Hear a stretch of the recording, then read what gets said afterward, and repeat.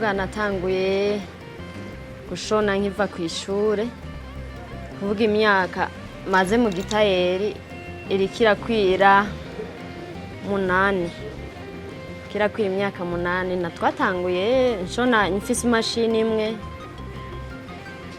ndabandanya ndaronka n'iyindi mpaka iratindira bateri, ariko ivyo gukuvura bebe ndabitanguye vuba, nta n'umwaka urahera.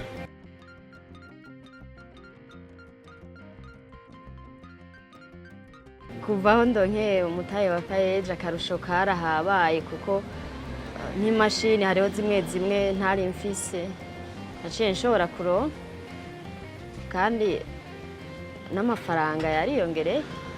Ni ukuvuga hari igihe umuntu yahora abura amahera yo guhemba nk'umukozi, kubera ibi vy'ubukuvure bebe ntabyo twakora. Kare twarakora impuzu z'abakiriya tukamanika ngaha tukarindira ko bazoza gutora, mugo urumva umukozi ntumubwira ngo burya impuzu iracari ngaha, wategerezwa guca umuhemba. Rero hamaze kujamwo ivy'ubukuvure bebe umuntu aradandaza hanyuma agaca aronka amahera yo kubahemba.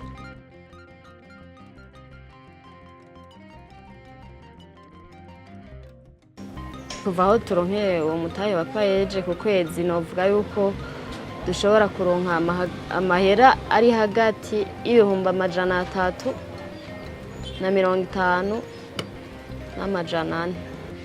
Ava yuko ndonka umutahe wa PAEEJ byari binagoye guharura, kuko niwashobora kubona ngo amahera yinjiye naya, ntitwari tuzi no kubiharura. Twaraharura nyene tukabona amahera urose ku kwezi biraheranye, urisha ikibanza bikaba birarangiye.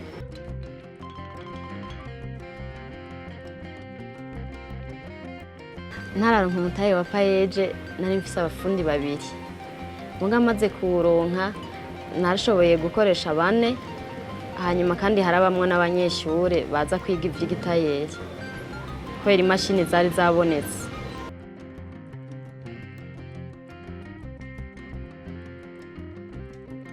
Kuva umugambi wa PAEEJ uziye, je novuga ko akarusho kahari, kuko ubwambere waguma ubona abajene benshi bafise ibintu mu mitwe yabo muga bakabura uburyo bwo kubikora, cyangwa ugasanga baguma bitemberera, cyangwa bagaheza ishuri bagaca bigira kwirigara.